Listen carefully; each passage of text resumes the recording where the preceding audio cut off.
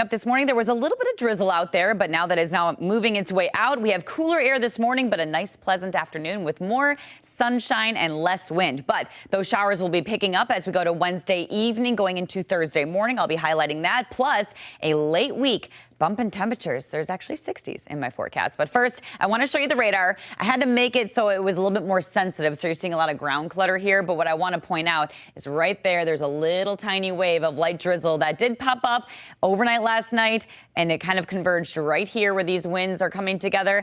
There's not much left. It's already moved its way to the east. But if you wake up and it's kind of misty on your lawn or your driveway, that's why you're waking up to that. Starting off our day with temperatures that feel, with the wind, feel like 38 degrees, feels like 32 right now in Waukesha, 34 right now near the Burlington area. The actual temperature is still a good, 5 to 8 degrees cooler than it was this time yesterday. In Milwaukee, we were almost at 54 degrees to kick off the morning. Now the clouds, they're going to be a little weird. They're actually moving from the lake inland. So we will see more of that sunshine as that high pressure scoots over. We'll get more sunshine during the day today and a lot less wind. That wind yesterday was gusting almost up to 40 miles an hour in some spots. Today it's just going to be southeast 10 to 15 with sunshine and high temperatures near 51 degrees. Tomorrow we're topping out at 53. I did bump us down a tiny bit on Thursday. That's all going to be dependent on how long some of those overnight showers could linger and how long the clouds stick around. So that's very dependent on that.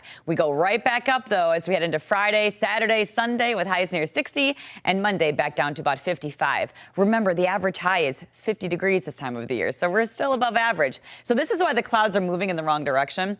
We have high pressure moving everything from east to west. So those clouds actually push up around that high pressure ridge. Then we clear up beautifully before the next system arrives. That one's going to come in, bring clouds on Wednesday, so it will be a cloudy start to the day tomorrow. You see that rain starting to build in. This is going to happen in the late evening hours, that warm front bringing in some of that moisture. I do think this weather model is overdoing how much moisture can get up here, but regardless, we have the rain overnight that does linger likely into early Thursday morning as it moves out. Bottom line on this rain for Wednesday is 7 p.m. Wednesday, potentially 9 a.m. Thursday. Depends on how fast the system moves through.